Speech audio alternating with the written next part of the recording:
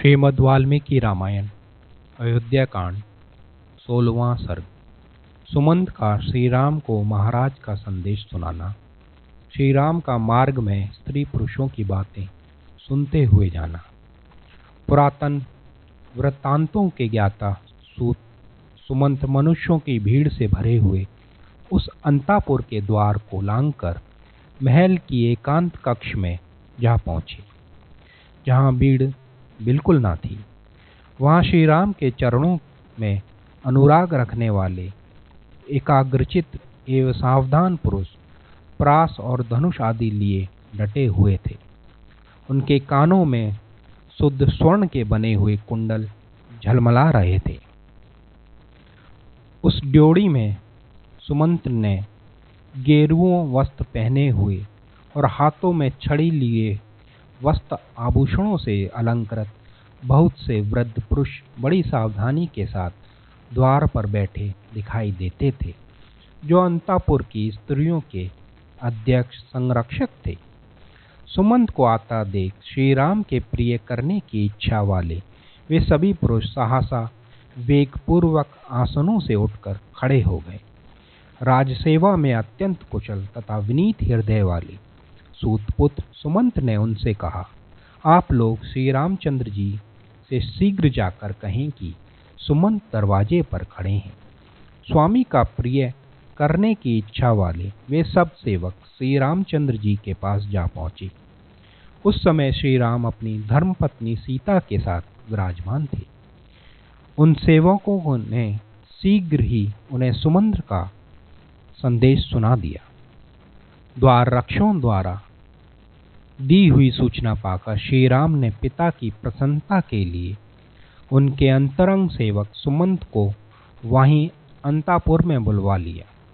वहां पहुंचकर सुमंत ने देखा श्री रामचंद्र जी वस्त्र आभूषणों से अलंकृत हो कुबेर के समान जान पड़ते हैं और बिछौनों से युक्त सोने के पलंग पर विराजमान हैं।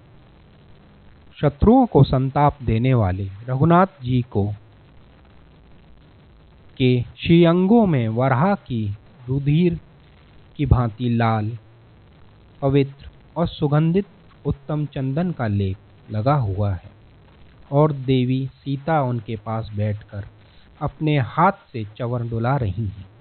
सीता के अत्यंत समीप बैठे हुए श्री राम चित्रा से संयुक्त चंद्रमा की भांति शोभा पाते हैं। विनय के ज्ञाता बंदी सुमंत ने तपते हुए सूर्य की भांति अपने नित्य प्रकाश से संपन्न रहकर अधिक प्रकाशित होने वाले वरदायक श्री राम को विनीत भाव से प्रणाम किया। विहार कालिक शयन के लिए जो आसन था, उस पलंग पर बैठे हुए प्रसन्न मुख वाले राजकुमार श्री राम का दर्शन करके राजा दशरथ द्वारा सम्मानित सुमंत ने हाथ जोड़कर इस प्रकार कहा, श्री राम, आपको पाकर महारानी कौशल्या सर्वश्रेष्ठ संतान वाली हो गईं। इस समय रानी कैकेयी के साथ बैठे हुए आपके पिताजी आपको देखना चाहते हैं, अतः वहां चलिए, विलंब ना कीजिए।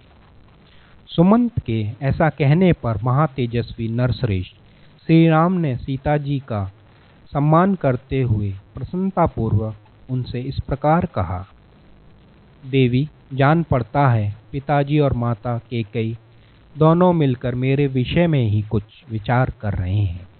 निश्चय ही मेरे अभिषेक का कोई संबंध होगा, कोई बात होती होगी। मेरे अभिषेक के विषय में राजा के अभिप्राय को लक्ष्य करके उनका प्रिय करने की इच्छा वाली परम उदार एवं समर्थ कजरारे नैनों वाली कैकेयी रानी मेरे अभिषेक के लिए राजा को प्रेरित करती होंगी।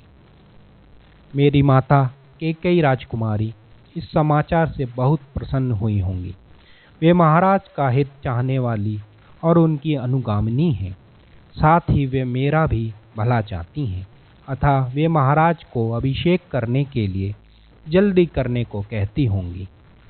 सौभाग्य की बात है, महाराज अपनी प्यारी रानी के साथ बैठे हैं और उन्होंने मेरे अभीष्ट अर्थ को सिद्ध करने वाले सुमंत्र को ही दूत बनाकर भेजा है।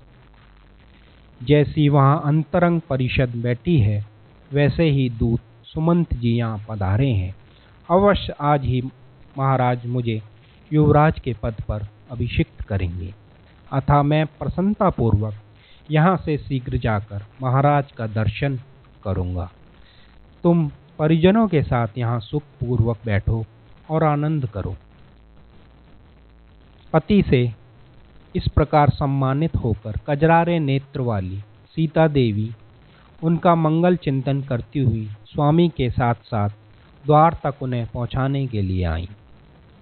उस समय वह बोली, आर्यपुत्र, ब्राह्मणों के साथ रहकर आपका युवराज पद पर अभिषेक करके महाराज दूसरे समय में राजसूय यज्ञ के में सम्राट के पद पर आपको अभिषेक करने के योग्य हैं। ठीक उसी तरह जैसे लोक सृष्टा ब्रह्मा ने देवराज इंद्र का अभिषेक किया था। आप राजसूय यज्ञ में दीक्षित हों, तदनुकूल व्रत का पालन करने में तत्पर, श्रेष्ठ, मृग चर्मधारी, पवित्र तथा हाथ में मृग का शंख धारण करने वाले हों और इस रूप में आपका दर्शन करती हूँ। मैं आपकी सेवा में संलग्न रहूं, यही मेरी शुभकामना है। आपकी पूर्व दिशा में वज्रधारी इंद्र, दक्षिण दिशा में यमराज, पश्चिम दिशा में वरुण और उत्तर दिशा में कुबेर रक्षा करें। तदनंतर सीता की अनुमति ले उत्सव कालिक मंगल कृत्य पूर्ण करके श्री रामचंद्र जी सुमंत्र के साथ अपने महल से बाहर निकले। पर्वतों की गुफा में शयन करने वाला सिंह जैसे पर्वत से निकलकर आता है, उसी प्रकार महल से निकलकर श्री रामचंद्र जी ने द्वार पर लक्ष्मण को उपस्थित देख, जो विनीत भाव से हाथ जोड़े खड़े थे। तदनंतर मध्य कक्षा में आकर वे मित्रों से मिले। फिर पार्थिजनों को उपस्थित देख उन सब से मिलकर उन्हें संतुष्ट करके पुरुष सिंह राजकुमार श्री राम व्याकचम्र से आवृत शोभाशाली तथा अग्नि के समान तेजस्वी उत्तम रथ पर आरूढ़ हुए। उस रथ की घरघराहट मेघों की गंभीर गर्जना के समान प्रतीत होती थी। उसमें स्थान की संकीर्णता नहीं थी, वह विस्तृत था तथा मणि और स्वर्णों से विभूषित था। उसकी कांति स्वर्णमय मेरु पर्वत के समान जान पड़ती थी। वह रथ अपनी प्रभा से लोगों की आंखों को चकाचौंध सी पैदा करता था। उसमें उत्तम घोड़े जुते हुए थे, जो अधिक पुष्ट होने के कारण हाथी के बच्चों के समान प्रतीत होते थे। जैसे सहस्त्र नेत्रधारी इंद्र हरे रंग के घोड़ों से युक्त शीघ्रगामी रथ पर सवार होते हैं, उसी प्रकार श्री राम अपने उस रथ पर आरूढ़ थे। अपनी सहज शोभा से प्रकाशित श्री रघुनाथ जी उस रथ पर आरूढ़ हो तुरंत वहां से चल दिए। वह तेजस्वी रथ आकाश में गर्जना वाले मेघ की भांति अपनी घरघर ध्वनि को संपूर्ण दिशाओं में प्रतिध्वनित करता हुआ महान मेघखंड से निकलने वाले चंद्रमा के समान श्री राम को उस भवन से बाहर निकालता है। श्री राम के छोटे भाई लक्ष्मण भी हाथ में पवित्र चंवर लिए उस रथ पर बैठ गए और पीछे से अपने ज्येष्ठ भ्राता श्री राम की रक्षा करने लगे। फिर तो सब ओर से मनुष्यों की भारी भीड़ निकलने लगी। उस समय उन जन समूह के चलने से सहसा भयंकर कोलाहल मच गया। श्री राम के पीछे पीछे अच्छे अच्छे घोड़े और पर्वतों के समान विशालकाय श्रेष्ठ गजराज सैकड़ों और हजारों की संख्या में चलने लगे। उनके आगे आगे कवच आदि से सुसज्जित तथा चंदन और अगरू से विभूषित हो खड़ग और धनुष धारण किए बहुत से शूरवीर तथा मंगलशाही मनुष्य वांदी आदि चल रहे थे। तदनंतर मार्ग में वाद्यों की ध्वनि, वाद्यजनों के स्तुति पाठ के शब्द तथा शूरवीरों के सिंहनाद सुनाई देने लगे। महलों की खिड़कियों में बैठी हुई वस्त्र भूषणों से विभूषित विनीताएं सब ओर से शत्रु दमन श्री राम पर ढेर के ढेर सुंदर पुष्प बिखेर रही थीं। इस अवस्था में श्री राम आगे बढ़ते चले जा रहे थे।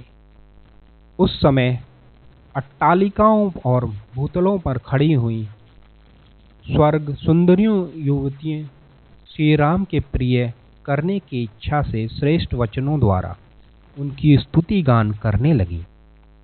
माता को आनंद प्रदान करने वाले रघुवीर, आपकी यह यात्रा सफल होगी और आपको पैतृक राज्य प्राप्त होगा। इस अवस्था में आपको देखती हुई आपकी माता कौशल्या निश्चय ही आनंदित हो रही होंगी। वे नारियां श्री राम की हृदय वल्लभा सीमांतनी सीता को संसार की समस्त सौभाग्यवती स्त्रियों से श्रेष्ठ मानती हुई कहने लगी, उन देवी सीता ने पूर्व काल में निश्चय ही बड़ा भारी तप किया होगा, तभी उन्हें चंद्रमा से संयुक्त हुई रोहिणी की भांति श्री राम का संयोग प्राप्त हुआ है। इस प्रकार राजमार्ग पर रथ पर बैठे हुए श्री रामचंद्र जी प्रसाद शिखरों पर बैठी हुई युवती स्त्रियों के द्वारा कही गई ये प्यारी बातें सुन रहे थे। उस समय अयोध्या से आए हुए दूर दूर के लोग अत्यंत हर्ष से भरकर वहाँ श्री रामचंद्र जी के विषय में जो वार्तालाप और तरह तरह की बातें करते थे, अपने विषय में कही गई उन सभी बातों से श्री रघुनाथ जी सुनते जा रहे थे। वे कहते थे, इस समय ये श्री रामचंद्र जी महाराज दशरथ की कृपा से बहुत बड़ी संपत्ति के अधिकारी होने जा रहे हैं।